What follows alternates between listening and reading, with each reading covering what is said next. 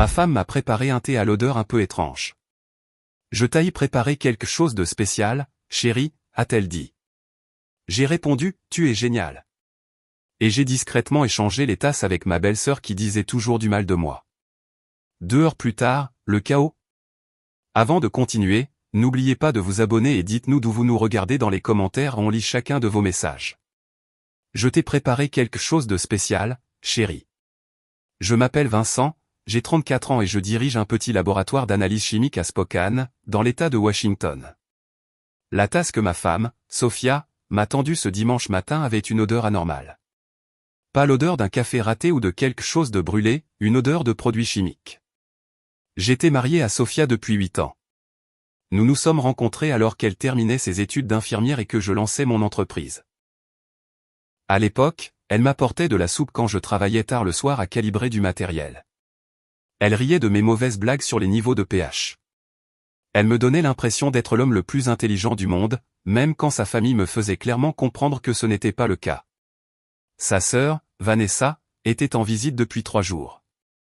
3 jours de commentaires désobligeants sur mon petit projet scientifique et sur le fait que Sophia aurait pu trouver mieux.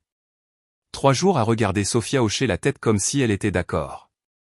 3 jours à me mordre la langue pendant que Vanessa traitait notre maison comme sa scène personnelle pour jouer sa supériorité. La veille au soir, Sophia et moi nous étions disputés. Rien d'explosif, juste le genre de dispute silencieuse qui éclate quand une personne cesse de défendre son mari et que l'autre cesse de s'attendre à ce qu'elle le fasse. Elle m'avait accusé d'être trop sensible aux blagues de Vanessa. Je lui avais dit que j'en avais marre d'être la cible des moqueries dans ma propre maison. Nous nous étions couchés sans nous dire bonne nuit. Et maintenant, elle se tenait dans notre cuisine à 8 heures du matin, tenant une tasse fumante à 2 mains comme une offrande. Son sourire était trop éclatant, trop plein d'excuses. Le genre de sourire qui disait qu'elle voulait arranger les choses sans vraiment rien changer. Mon propre mélange de plantes, a-t-elle poursuivi. Ça va t'aider à te détendre. J'ai pris la tasse. Le liquide était d'un ambre foncé, presque brun. La vapeur dégageait une odeur qui me retournait l'estomac. Des herbes amères, oui, mais en dessous, quelque chose de médicinal, quelque chose qui me rappelait les solvants industriels que j'utilisais pour nettoyer le matériel de laboratoire. Sophia observait mon visage attentivement, trop attentivement. Ça sent fort, ai-je dit. Fort et bon, a-t-elle répondu. Du salon, j'entendais Vanessa au téléphone avec quelqu'un, probablement notre belle-mère. Elle se plaignait sans doute des serviettes de la chambre d'amis, de la pression de l'eau ou de la façon dont je chargeais le lave-vaisselle. Sa voix avait ce ton particulier qu'elle utilisait quand elle voulait que tout le monde sache qu'elle devait subir mon incompétence. J'ai porté la tasse à mes lèvres et je me suis arrêté. Quelque chose vacilla dans l'expression de Sophia. De l'anticipation, peut-être, ou de la curiosité de voir ce qui allait se passer. Tu es génial, ai-je dit en l'embrassant sur la joue. Mais je n'ai pas bu le thé. J'ai bâti mon laboratoire à partir de rien. 5 ans de cours de chimie dans un community college tout en travaillant dans la construction. 3 autres années à économiser chaque dollar pour louer un petit bâtiment dans la zone industrielle de la ville. Le matériel, acheté pièce par pièce lors de ventes aux enchères pour faillite. Des nuits entières à apprendre à utiliser des spectromètres de masse et des chromatographes en phase gazeuse grâce à des vidéos YouTube et des manuels empruntés. L'entreprise a commencé par l'analyse de sol pour les entrepreneurs locaux, un travail simple de vérification de la contamination avant les projets de construction. Mais le mot s'est répandu. Bientôt, j'analysais des échantillons d'eau pour la ville, je testais des produits pour de petits fabricants, et j'aidais même les forces de l'ordre avec l'analyse de preuves. Rien de glamour, juste un travail honnête qui exigeait précision et patience. Sophia avait l'habitude de se vanter de mon travail. Elle racontait à ses collègues infirmières la fois où j'avais identifié une contamination bactérienne qui avait sauvé une crèche d'un procès, ou comment j'avais aidé un agriculteur à prouver que l'eau de son puits était polluée par une usine en amont. Elle m'appelait son mari scientifique, avec une fierté sincère. Cette fierté s'estompait depuis 2 ans, depuis que Vanessa était revenue dans l'État de Washington après son divorce et avait commencé à passer chaque fête, chaque anniversaire, chaque week-end quelconque chez nous. Vanessa était déléguée médicale. Elle conduisait une BMW en leasing, portait des vêtements de marque et parlait de la « vraie science » qui se faisait dans les grandes entreprises. Elle faisait passer mon petit laboratoire pour un simple passe-temps. Au début, Sophia me défendait. Elle rappelait à Vanessa que j'avais construit quelque chose à partir de rien, que mes clients faisaient confiance à mon travail, que l'indépendance avait un sens. Mais ses défenses s'affaiblissaient à chaque visite. Puis elles sont devenues des rires. Puis le silence. Il y a 3 mois, Sophia a suggéré que je devrais envisager de réorienter ma carrière, peut-être trouver un emploi dans l'un des grands laboratoires de Seattle. De meilleurs avantages, plus de stabilité, plus de respect de la part de sa famille. Je lui ai dit que j'y réfléchirais. J'y ai beaucoup réfléchi. J'ai pensé à mon grand-père qui avait passé 40 ans dans l'usine d'un autre et qui était mort 6 mois après sa retraite. J'ai pensé aux agriculteurs, aux entrepreneurs et aux fonctionnaires municipaux qui m'appelaient directement parce qu'ils faisaient confiance à mon indépendance. J'ai pensé à la satisfaction de résoudre des problèmes avec mes propres mains et mon propre cerveau. J'ai aussi pensé à la façon dont Sophia me regardait quand Vanessa était là, comme si elle était gênée, comme si elle souhaitait que je sois quelqu'un d'autre. Hier matin, avant notre dispute, j'avais surpris Sophia au téléphone avec Vanessa. Elle discutait de mon entêtement à garder le laboratoire. Sophia avait dit que j'avais peut-être besoin de quelque chose pour m'aider à voir les choses plus clairement. Vanessa avait ri et dit qu'elle voyait exactement ce que Sophia voulait dire. Sur le moment, j'avais pensé qu'elle parlait de thérapie de couple. Maintenant, en tenant ce thé à l'odeur étrange, je me demandais si elle n'avait pas parlé de toute autre chose. Vanessa est entrée dans la cuisine, son téléphone à la main et un air d'agacement étudié. Elle s'était plainte à quelqu'un de la machine à café qui, apparemment, ne faisait pas mousser le lait selon ses exigences. Elle a posé son téléphone sur le comptoir et a attrapé la tasse posée à côté de la mienne. Enfin, dit-elle, quelque chose qui sent bon dans cette maison. J'ai vu le visage de Sophia blêmir. Vanessa, attends, commença Sophia, mais Vanessa avait déjà pris une longue gorgée. Elle s'arrêta, fit une grimace, puis haussa les épaules et but une autre gorgée. Un arrière-goût bizarre, mais peu importe, j'ai besoin de caféine. Sophia m'a regardé. Je l'ai regardé en retour. Aucun de nous n'a bougé pour empêcher Vanessa de finir la moitié de la tasse. Vincent, dit Sophia avec précaution, tu devrais boire le tien pendant qu'il est encore chaud. J'ai pris ma tasse, celle que Vanessa n'avait pas touchée, celle qui sentait la tisane de camomille normale avec du miel. Celui-ci? Non, le. Sophia s'interrompit. J'ai compris à ce moment-là. 2 tasses, 2 contenus différents. Une pour moi, une qui était censée être la mienne mais qui ne l'était plus. Je crois que je vais attendre, ai-je dit. Le laisser refroidir un peu. Vanessa a fini son thé et a repris son appel téléphonique. Sophia s'occupa en nettoyant de la vaisselle déjà propre. Je me suis assis à la table de la cuisine et je les ai observées toutes les deux. 1 heure plus tard, Vanessa a commencé à se plaindre de crampes d'estomac. Légère au début, puis plus intense. Elle a accusé Sophia d'avoir utilisé du lait périmé. Sophia a suggéré que Vanessa avait peut-être mangé trop riche la veille. Toutes deux semblaient sincèrement perplexes quant à la cause du problème. J'ai proposé de conduire Vanessa aux urgences. Sophia a dit que ce n'était pas nécessaire, juste une grippe intestinale, probablement rien de grave. Mais à midi, Vanessa vomissait et souffrait d'une diarrhée sévère. Elle était pâle, tremblante et exigeait que quelqu'un appelle un médecin. Sophia faisait les 100 pas dans la maison, se tordant les mains, disant qu'elle ne comprenait pas ce qui se passait. Moi, je comprenais parfaitement. Pendant que Sophia aidait Vanessa à se rendre à la salle de bain des invités pour la 4e fois, j'ai soigneusement versé le contenu restant de ma tasse dans une fiole à échantillons propres. Puis j'ai lavé la tasse à fond et l'ai mise au lave-vaisselle. Le soir, Vanessa était stable mais épuisée. Elle avait cessé de vomir mais était toujours faible et déshydratée. Sophia a insisté pour que nous l'emmenions aux urgences de l'hôpital. Les médecins ont fait des tests, n'ont rien trouvé de dangereux dans l'immédiat et ont recommandé du repos et des liquides. Une possible intoxication alimentaire, ont-ils dit, ou un virus de 24 heures. Vanessa a passé la nuit dans notre chambre d'amis, gémissant doucement et buvant de petites gorgées d'eau. Sophia a dormi sur le canapé pour être à proximité si Vanessa avait besoin de quelque chose. J'ai dormi seul dans notre lit, en pensant à la fiole d'échantillons dans ma mallette. Le lundi matin, j'ai apporté cet échantillon à mon laboratoire. Les résultats sont tombés le mardi après-midi. La chromatographie en phase gazeuse spectrométrie de masse ne ment pas. L'échantillon de thé contenait de la camomille, du miel et un extrait concentré de feuilles de séné, Cassia angustifolia, un laxatif puissant qui, à haute dose, provoque de graves troubles gastro-intestinaux, une déshydratation et une incapacité temporaire. Quelqu'un avait délibérément préparé une tasse de thé conçue pour rendre le buveur violemment malade. Cette personne était ma femme. Je suis resté assis dans le bureau de mon laboratoire, fixant les résultats imprimés, essayant de comprendre pourquoi Sophia voudrait m'empoisonner. Nous avions des problèmes, oui. Elle était mécontente de mes choix de carrière, sa famille me méprisait. Mais l'empoisonnement semblait une escalade extrême par rapport à des reproches sur des candidatures d'emploi.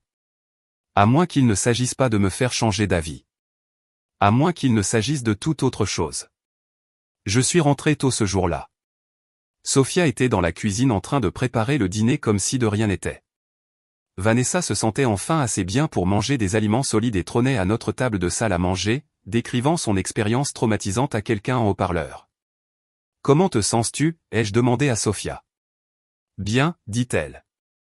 Inquiète pour Vanessa, évidemment, mais bien. Et comment suis-je censé me sentir ? Elle s'arrêta, la cuillère en bois à mi-chemin de sa bouche pour goûter. Que veux-tu dire ? Je veux dire, si j'avais bu ce thé à la place de Vanessa, comment est-ce que je me sentirais en ce moment ? La cuillère heurta la casserole avec un bruit métallique. Sophia se tourna vers moi, et j'ai vu quelque chose dans ses yeux que je n'avais jamais vu auparavant. Pas de la culpabilité, pas de la peur. Du calcul. Je ne sais pas de quoi tu parles, dit-elle. Feuille de séné, dis-je doucement. Extrait concentré. Assez pour provoquer des symptômes sévères pendant 6 à 8 heures.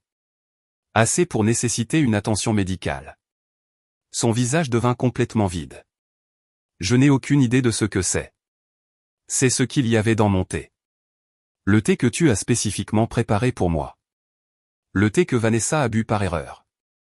Tu es paranoïaque. Je suis scientifique. J'ai testé l'échantillon. J'ai les résultats. Sophia croisa les bras. Tu as testé quel échantillon ? Le thé que je n'ai pas bu. Le thé que tu m'as regardé ne pas boire. Le thé que tu t'attendais à ce que je finisse. Pendant un instant, aucun de nous ne parla. De la salle à manger, la voix de Vanessa continuait de se plaindre des factures d'hôpital et de l'incompétence des médecins des urgences. Même si c'était vrai, dit finalement Sophia, ce qui n'est pas le cas, pourquoi penserais-tu que je ferais une chose pareille ? Parce que tu voulais que je sois neutralisé. Assez malade pour manquer le travail pendant plusieurs jours. Assez malade pour avoir besoin de soins. Assez malade pour dépendre de toi. C'est insensé. Vraiment ? Parce que pendant que j'étais censé vomir et être sans défense, qu'est-ce que tu avais l'intention de faire ? Fouiller dans mes dossiers ? Accéder à mon ordinateur ? Peut-être demander à Vanessa de t'aider à éplucher les registres de mon entreprise. L'expression de Sophia changea. Elle niait toujours, mais différemment. Comme quelqu'un qui a été pris dans un petit mensonge et qui essaie d'éviter d'en admettre un plus gros. Je ne te ferai jamais de mal, dit-elle. Mais tu me droguerais. Je n'ai drogué personne. Alors explique le séné. Je ne peux pas expliquer quelque chose qui n'est pas arrivé. Nous nous sommes regardés fixement par-dessus l'îlot de cuisine. 8 ans de mariage réduit à cela, un résultat de laboratoire et 2 personnes qui ne se faisaient plus confiance. Je veux que tu partes, ai-je dit. C'est aussi ma maison. Je veux que tu fasses un sac et que tu ailles loger ailleurs pendant que je cherche à savoir ce que tu essayais vraiment de faire. Tu ne peux pas me mettre à la porte sur la base d'une théorie paranoïaque. Je peux demander à ma femme de me laisser de l'espace après qu'elle a essayé de m'empoisonner. La plupart des gens considéreraient ça comme raisonnable. Sophia attrapa son sac à main et ses clés de voiture. Je vais rester chez ma mère. Quand tu auras retrouvé tes esprits, tu pourras m'appeler pour t'excuser. Elle partit sans faire de valise, comme si elle avait prévu de partir de toute façon. Vanessa, toujours en convalescence dans la chambre d'amis, demanda où allait Sophia. Je lui ai dit que Sophia devait faire quelques courses. Vanessa accepta cette explication et retourna à son téléphone. J'ai passé la soirée seule, me demandant quelles autres surprises ma femme avait bien pu planifier. Le mercredi matin, j'ai fait quelque chose que je n'avais jamais fait auparavant. J'ai fouillé dans les affaires personnelles de Sophia, les tiroirs de sa commode, son placard, son bureau dans notre bureau à domicile. Je me sentais comme un criminel, mais j'avais besoin de comprendre ce qui se passait dans ma propre maison. Dans le tiroir du bas de son bureau, sous de vieux formulaires fiscaux et des garanties expirées, j'ai trouvé un dossier intitulé « Info Labo Vincent ». À l'intérieur se trouvaient des photocopies de ma licence d'exploitation, de mes polices d'assurance, de mes contrats clients et de mes états financiers. Des documents que je ne lui avais jamais donnés. Des documents qu'elle aurait dû prendre dans mon classeur verrouillé au laboratoire. Il y avait aussi des emails imprimés, des conversations entre Sophia et un certain James Morrison d'une société appelée Trellix Analytics. Les objets des emails étaient des variations de « opportunités d'acquisition » et « consolidation de petits laboratoires ». J'ai lu chaque email 2 fois. James Morrison travaillait dans le développement commercial. Sa société était spécialisée dans le rachat de petits laboratoires indépendants pour les intégrer à des réseaux plus importants. Ils offraient des conditions compétitives aux propriétaires de laboratoires qui voulaient se décharger du stress de l'indépendance. Sophia lui avait fourni des informations détaillées sur mon entreprise, liste de clients, chiffre d'affaires, inventaire de matériel, détails sur l'emplacement. Elle avait même inclus des photographies de l'intérieur de mon laboratoire et des copies de mes plus récents bilans de profits et pertes. En retour, James lui avait expliqué comment m'encourager à envisager de vendre. Il suggérait de créer une « pression situationnelle » qui rendrait l'indépendance moins attrayante.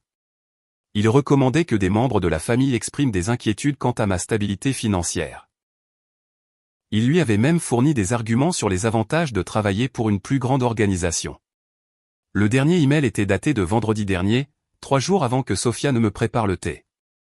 James, s'il reste résistant aux arguments logiques, vous devrez peut-être créer une situation où il se sent vulnérable ou dépendant.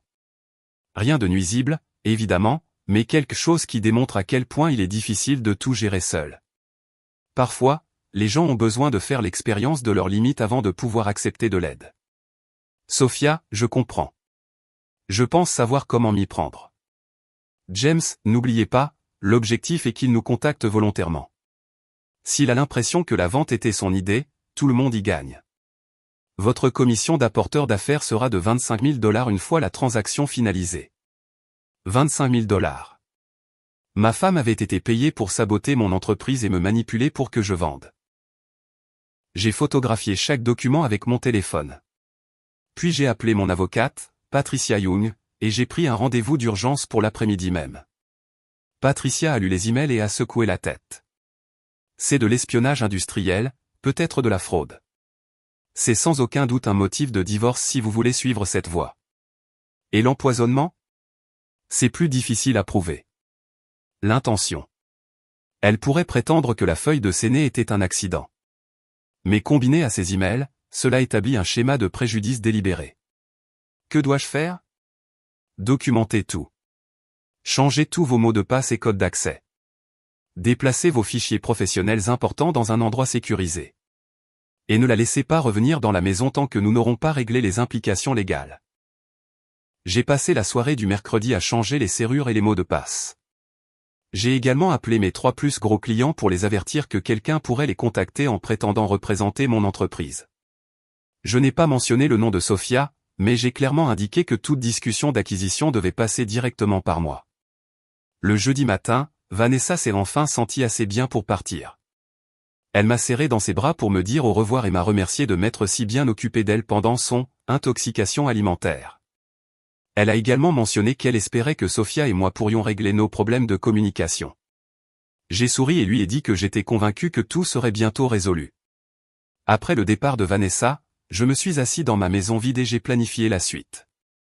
Le vendredi matin, j'ai appelé James Morrison chez Trellix Analytics. Monsieur Morrison, ici Vincent est. Je crois comprendre que vous vous intéressez à mon laboratoire. Il y eut une pause. Monsieur est, oui. J'espérais pouvoir vous parler. Votre femme a mentionné que vous pourriez être ouvert à la discussion d'un partenariat potentiel. Elle a mentionné ça, n'est-ce pas ? Elle a indiqué que vous envisagiez vos options, que vous cherchiez des moyens de réduire le stress de l'indépendance. Eh bien, elle avait raison pour le stress. Diriger une petite entreprise peut être accablant, surtout quand on ne peut pas faire confiance aux personnes les plus proches de soi. Nouvelle pause. Je suis désolé de l'entendre. Les relations professionnelles peuvent être difficiles. Les relations personnelles aussi. Mais je vous appelle parce que je pense qu'il est temps que nous ayons une conversation directe sur votre intérêt pour ma société. Excellent. Je serais ravi d'organiser une réunion. Êtes-vous disponible en début de semaine prochaine? En fait, je pensais que nous devrions nous rencontrer aujourd'hui. Cet après-midi, si possible. Je suis impatient d'avancer rapidement. Cela semble plutôt soudain. Ma femme a bien précisé que le temps était un facteur. Quelque chose à propos de démontrer mes limites et de créer une pression situationnelle. Vous savez comment ça marche. La ligne devint complètement silencieuse. Monsieur Morrison? Vous êtes toujours là? Oui, je suis là. Je pense qu'il y a peut-être une confusion concernant mes conversations avec votre femme. Aucune confusion. J'ai lu les emails.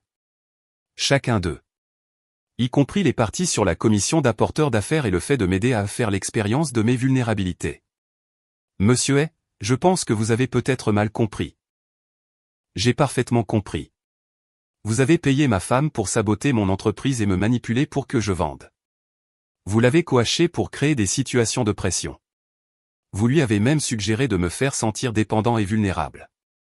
La question maintenant est de savoir si vous voulez traiter directement avec moi, ou si vous préférez expliquer vos pratiques commerciales au procureur général de l'État. L'espionnage industriel est un crime grave à Washington. James se racla la gorge. Peut-être devrions-nous en discuter en personne. Je pense que ce serait sage. Nous avons convenu de nous retrouver à 14 heures dans un café du centre-ville. J'ai passé la matinée à me préparer. J'ai imprimé des copies de tous les emails et des documents commerciaux volés par Sophia. J'ai aussi préparé une déclaration écrite détaillant l'incident de l'empoisonnement et son lien avec le projet d'acquisition. À 14 heures précises, James Morrison est entré dans le café.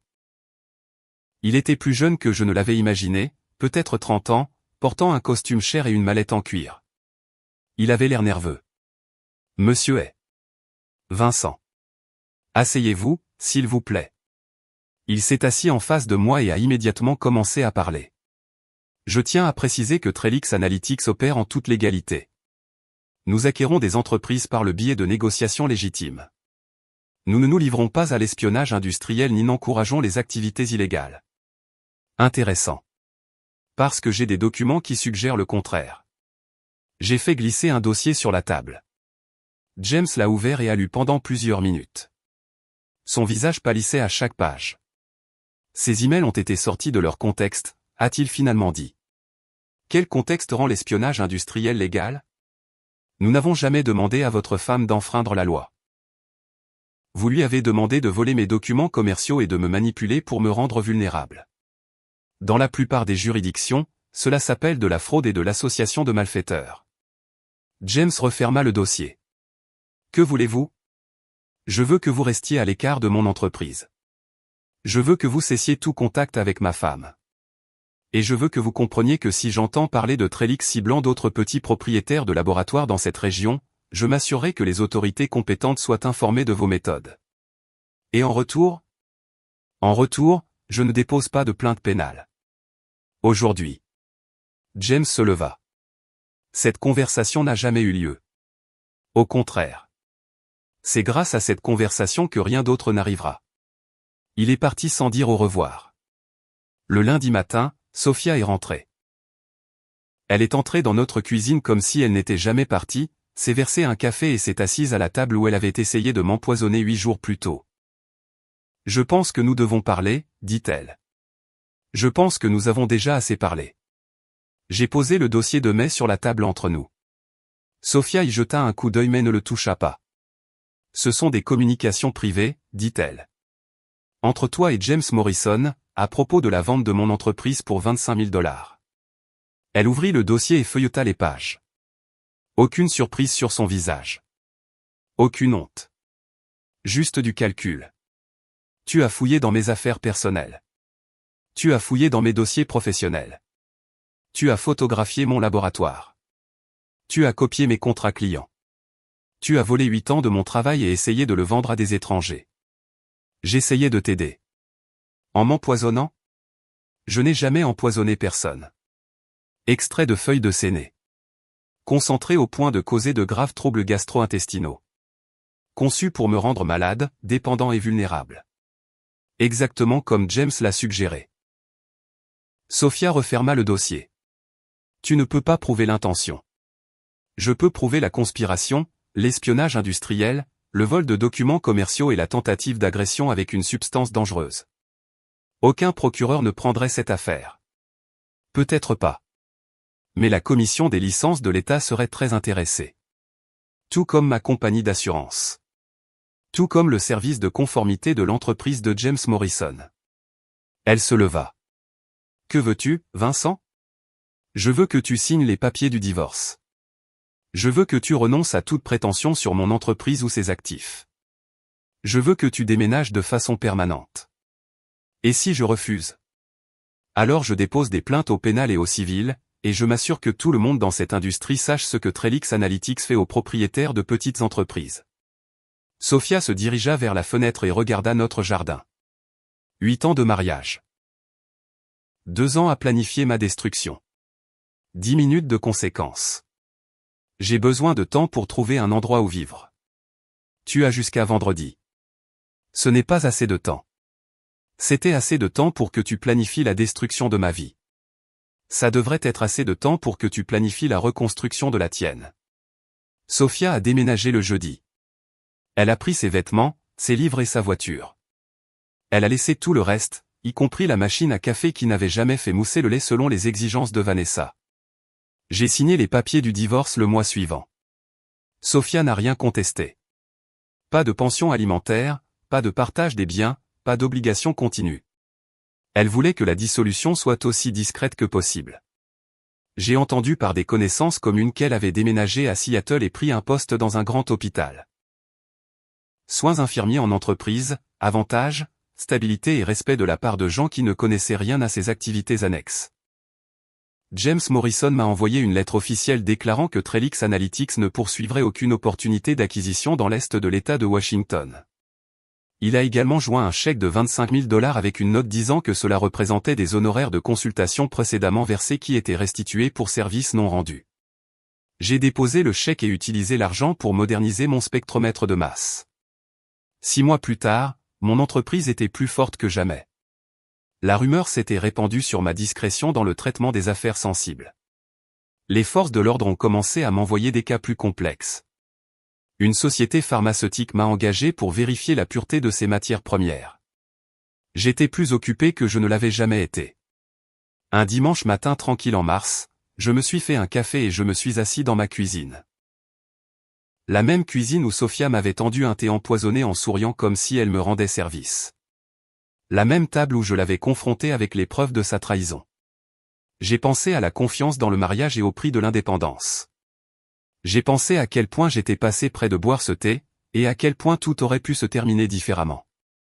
Mais surtout, j'ai pensé au bien que ça faisait de se réveiller dans une maison où personne ne complotait pour me détruire. Parfois, la meilleure vengeance est simplement de refuser d'être une victime. Merci d'avoir regardé jusqu'au bout. Si cette histoire vous a touché, n'oubliez pas de liker, de vous abonner et de partager. Et surtout, dites-nous ce que vous en pensez en commentaire, on adore vous lire.